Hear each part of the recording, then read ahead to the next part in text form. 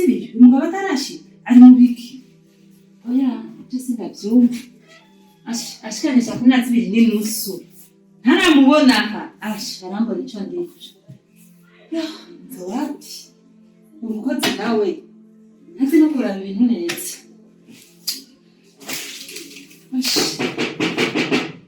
ya bari bacanye ni babandi baba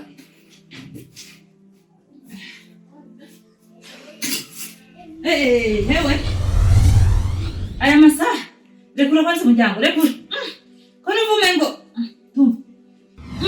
hewe iyi pafu umota kwatari wagiye wisize nibiki uyikuye he mbarira kwanza ntabwo telefona ingumbarira icara kwanza egera hiki umbarira ubu ni sanga raba amasaha raba isaha kwanza urayifise raba isaha ya ni sanga sakubira zibiri utarashika ngaha telefone na telefona ntiwitabe nguye muntu murondera mshobora kumuronka kubera iki kubera iki wari he iyi parfumota mana yaje mana uyu mugabo arandondera worondera kwa muri iyi nzu hari parfum wagiye wisize ingene mu maso usa kutagiye mu maso usuko kumengo wisize akantu nyene kaga kudiro mengo ntuvuye mu yasho mengo woza ahantu urisiga utuntu ni kubera iki uharaduruka kuvuga na telefone yawe abona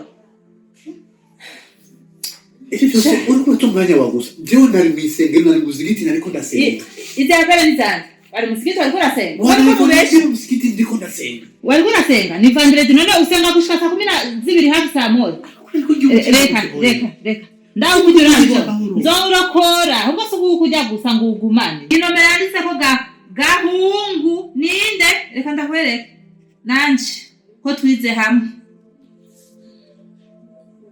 gahungu Allo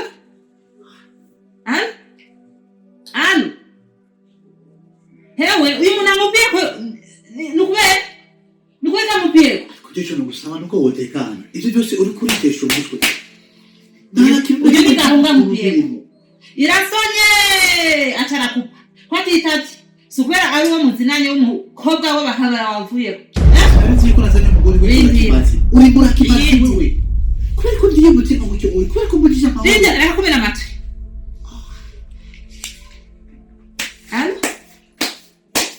Allo ko mtavuga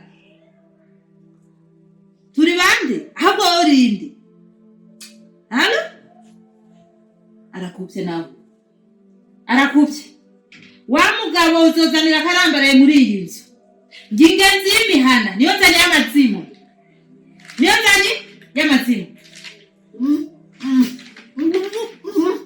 ntacyo bizuvuga wovuga iki none wovuga iki cenda ndayimene kuko iri gutera amanyanga telefone abantu reka telefone n'uwa gatatu rabe 61 32 21 28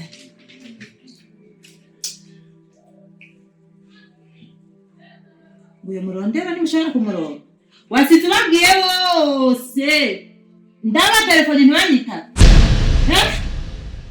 hewe umviriza ubundabunda abona n'uhagaze nzoteba ndagufata tora ngiyo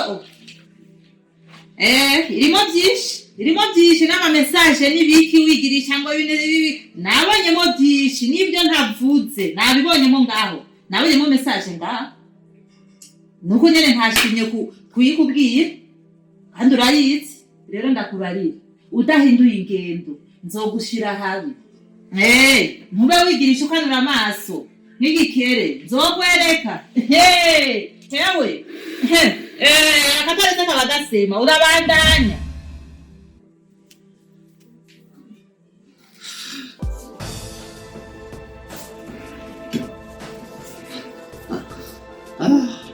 iyo bumenye umwe bwari kindi kandi akabigira kabizi ikivuga karitse nabimenya ahubwo nca ndahindura nja gusenga Une ahubwo arakana yasanga muri za zindi nyene. Wewe munira amavuta wisiga niyo kabisa. Amakandi waje hagenze. Imana buriya ikora ku cyavu. Niwo utuma ibi byose aribona ibisanzwe.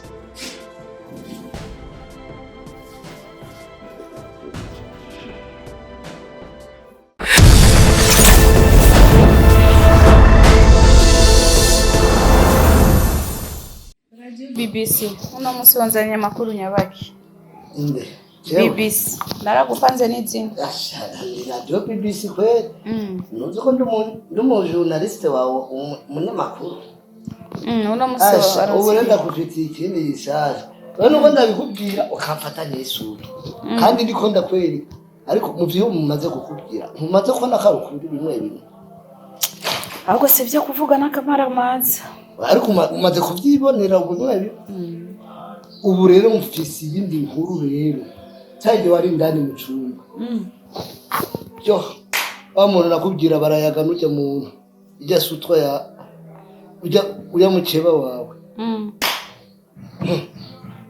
haraje umuntu w'umusore ngaha ndamwibonera ibintu barimo bye nibonera apara bya bintu nakubwira byo ku telefone amwe yo obo yarikorerayo yaragirika akamuryamako mwana ndavuga aha muhira aha nyene uri mukuri no kubeshe nunguki cyamba muremure nyine basket karo mugwihunda ibintu niboneye sindi ukuntu narinde gupanga ama hotspots ngaha ku meza ninjiye sivyo kuvuga ninjiye narasesimwe ndahakwa kudawa ubu ushikara chingani hadi yasigarishira soni ku buryo gashobora gukora ibintu by'ubushegu by'ubushira soni mu nzu iwacu sisira soni ahubwo niyandaya kwa Mukono no mukamenge ku mapave kude nyene none mabude nakubaza ko numvise ari wagiye kumurionderera waratohoje uramugenzura imico yiwe n'ingeso ziwe koko cyane warinze gutuma baba komisiyoneri ndakubaze mabude ko numvise uyu mukobwa ishitani ry'umugore umugabo yazanye ari wamumurangiye ni waratohoje ingeso ziwe zose imico yiwe yose bandanya udahwa anye mabuja nabona bandanya udahwa aha mwabuze ikintu mukora atari kwicara oya ndeko ndamubaza umwanya wose mwe ko muramvuga muvuga iki hajya nako je ndavuga ibyo hajya uramukomeretsa pana kujya ufata umukozi nabi gutyo wowe umeze gute ariko umenye yuko wewe umenye neza umuti wawe uri kumbabura uru rukuru bana kugumye n'ikafani nzoruteka ndaruhekanye ajya ibyo si byiza vrema ajya oya ajya oya uyo ni umwana w'umuntu umwana w'umuntu bisigura ko azaza kubesha ngaho ujamo ega nawe mubona ukuntu Imana yamuremye ariko menye ko ari umugabo kandi ni umugabo afise ubugore apana kujya ugaya abantu gutyo si byiza vrema tinya Imana ajya tinya Imana wa mudamu we bandanya gapo genda mu gikoni dutegura ibyo kurya murakoze genda mu gikoni uzosubire umuti wari kumbabura ukanura nuko umutima wawe ndabona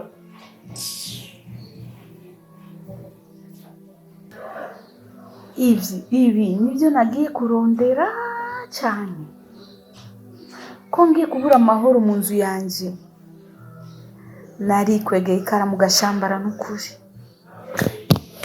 mukama fasha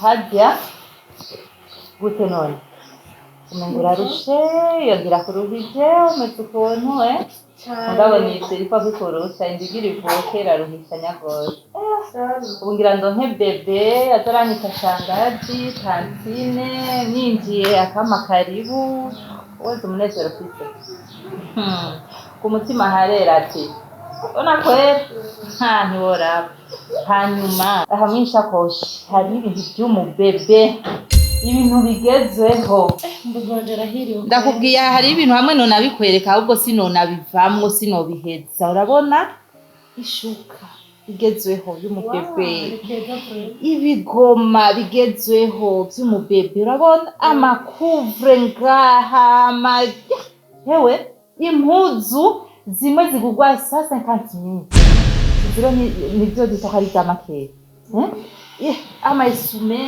bibiki hewe ibintu birimo ngaha ntiwora ibi rero ibi ni vya mbere ibigira kabiri navyo birahinda uko ngiye mu isoko ariko nja kugura ibintu by'umubebe uko ngiye mu isoko ariko nja kugura ibintu by'umubebe aho rero ibyo natumye hariya ibyo natumye hanze biriko biraza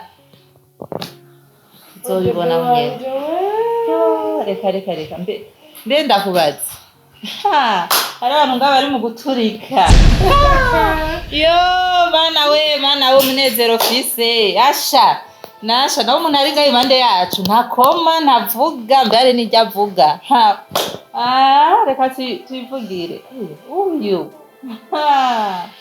aho rero abona yuko ufise indoku umurabara afise irenzeko ntuzi yuko abatabyara bose babonye uba ufise imbanyi cyangwa se umudodo bagira inzira Farhana gute utavuga ndamutsa jewe muremuka zawe Mbona ko nashitse ngaha nezerwa nko nezerewe mbwa abantu nka bamwe bwe kunezerwa kwanyu biri kure mbega posho niho kari mama magarira naho karisha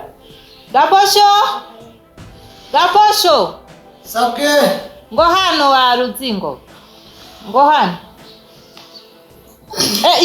icharaho oya wifi kizire ko ichara ku ntebe oya mwavuze byinshi nimugeze munyumva ariko ku mukozi wanje nago nkeneye Farhana ni umuntu nkamwe mwihozi mubwira ibyo wamuhamagare setu ndabasabye none ni ngombwa ichara ku ntebe kubera iki kwandi waramwirereyeko nta mukozi icarana na buje kirazira mwihoze uyu kuri jewe ni nk'umwana ni nk'umwana mutama yabuze imvi ngo ni umwana kwigirande gutya umengo uri mushushu wabuze urya Farhana ukeneye ko haba amahoro muri iyi nzu umuhindero wa mukozi wawe atagira icyo yubaye icara ku ntebe no kugura mani kugura mwihoze wifi mubwira ibyo wamuhamagariye erega umenye ko nawe afise umugore nkawe karanja mu mutwe kaje uyu muti wibura hari we mureke gusa ndacamwihweze wa musibawe kuva uyu munsi n'aya masaha n'uyu munota indya zikwiye kurya umwamikazi wanje agira nk'umwana uzozeraza uzitora muhira uranyumva icyo tumva ni giki wifi icyo tumva ni giki ibyo urakora nibyo ibyo uriko urakora nibyo wasabye musaza wa urusha ibya musaza nje ntibikuraba twose rimwe twavuye mu nda y'umuntu umwe ubirabisha amaso zivi wawe dufise inzu ngaha dufise ifungurwa ngaha birindire kuvi wawe igitangaje niki birabisha amaso bihezagiza ingoro uranyumva we nta jambo ufise ngaha wovuga wewe ngo byumvikane ngo gikorwa nkuko uri kora kivuga ineza nakoze wifi kuzana umukobwa ngaha kugira ngo aduhe ikibondo igarusi nabi kuri jewe sibyo kiguha we nturi umugore ntube warakiha na wewe we nturi umugore ico kibondo bibaye intambara ineza yanje yabaye intambara sibyo nyabakiwe ufise ngaha muri iyi nzu kora ineza uzana umwana niyo neza dukeneye ikintu gihari iyi hamahoro umva Safi ndakubarire ndakubaze umbaze iki we umva Safi ubona jewe imva ngaho mucarama nari mu Cibitoki kujya Kanyoni Cibitoki naho nyene yo hepfo inza gutora indya hoho n'amaguru uzondira déplacement uzondira bajaje moto naho zitajabuka buryayo ibyo biti byawe Imana yaguhaye yabiguhereye iki amaguru naho arakeneye kuruhuka ufise amaguru we mubafise amaguru oja naco umviza ndakubarire je mvuze simvuguruzwa mu gitondo uza gutora icayi cy'umwamikazi saa 6 uza gutora indya z'umwamikazi, mwijoro uza gutora indya z'umwamikazi. Uranyumva neza? Ndakumva, ariko rero ndakubaze na jewe, musaza wawe ibyo arabizi? Narasyo ngasika indya zikirirwa ziramenwa zikabura n'abaziki. Iyo udakenera ko kabagahomera buntu ari kubyara. Habyarimana wifi. Habyarimana nukuri. Kandi ikindi ko ndakubwira ari umusuzo kibo. Uzanda kubarira. Musaza wanje ntibikuraba. Abimenya atabimenya ntibikuraba. Ntiwinjire mu by'umuryango. Uranyumva? Ntiwinjire mu byiki? Mu by'umuryango. Kandi menga gukorera amafaranga. Uri umukozi wewe, uragakozi wewe. Ndumukozi wuyu. Sindi umukozi wawe n'uyu. Umukozi wa musaza wanje kuko musaza wanje ni waguhemba. Kuko nawe umusaza wawe swaye mbo umukozi wawe hariya ucitoje. Umviriza. Nshaka kunduga ku gikano. Oya, akari karapfugwa.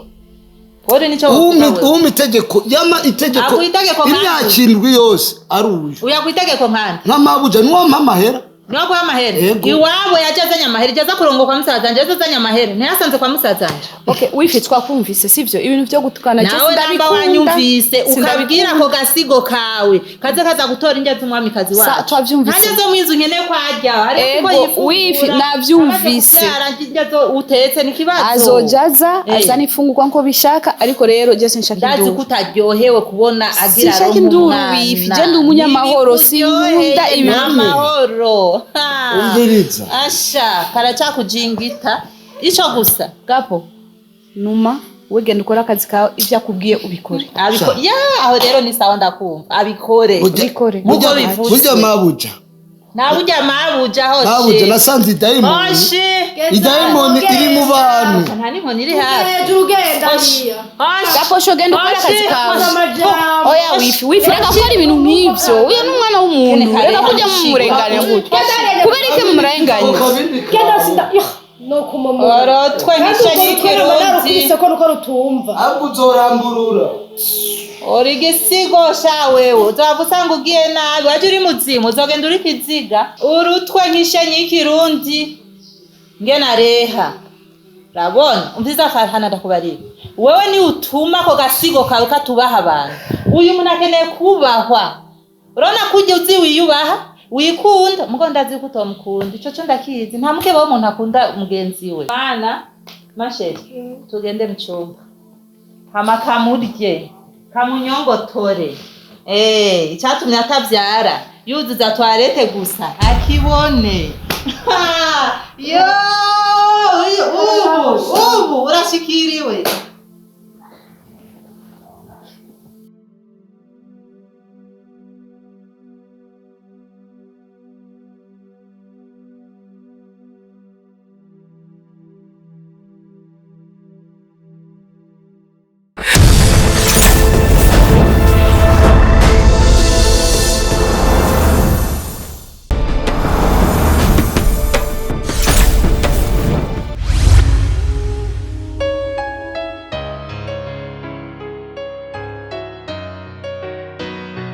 Mapenzi ni kizungumkuti, haswa unapompenda mtu alafu akawa hana muda na wewe. Ashanti ni binti mrembo anayetoka katika familia ya kitajiri. Anapendana na kijana Ashraf anayetoka pia kwenye familia ya kitajiri. Ashanti alitamani sana kuwa karibu na mchumba wake, amjali na mthamini kwa penzi la dhati, maana wazazi wao wamekuwa wamewaridhia waoane. Ashraf alimnyima Ashanti muda wake, huku akionyesha ubize wa kazi zake. Mwisho wa siku, dereva wake Bwana Arshad alijitolea muda wake kwa kumjali sana Ashanti, hadi akabahatika kuvuta hisia zake. Mapenzi bila pesa. Mapenzi bila pesa. Upuzi mtupu. So many things unakuta una matatizo mengi, but kwa kweli unani-inspire like. Jamaa anachofanyisha ni the busy man, hampimi. Wewe ulimnyima sana muda. Ni kwamba hujui mahusiano yako wewe na Asha. Kila kitu kiko njiani, lazima ndoa hii. Mimi yule mwanamke nampenda sana, kichwa kuuma bwana. Nampenda na moyo wangu wote, Nikilala hivi ndio ambaye naimuota, imefikia mpaka hata nikinywa maji kwenye glasi najiona ni sura yake. Ukimwomba Mwenyezi Mungu aweze kulinda kile ambacho nakitaka. Mwanamke hatazami hayo, anatazama ni namna gani unavyojitoa kwake. Bali ukatae, hakuna ambaye anaweza kurudisha furaha yako moyoni mwako isipokuwa mimi. Mimi nataka upate maisha kwanza, upate pesa, sawa sawa. Alafu mengine atafuta baadaye. Haitulazi. Na kwa sasa Ashanti anachanganyikiwa na kutuuliza, nimpende nani? Nimpende nani? Unahisi baina ya Ashraf na Arshad, ni nani Ashanti anafaa kumkabidhi moyo wake? Ni ndani ya filamu Nimpende Nani? Nimpende Nani itapatikana kwenye channel yenu pendwa Aisha Media.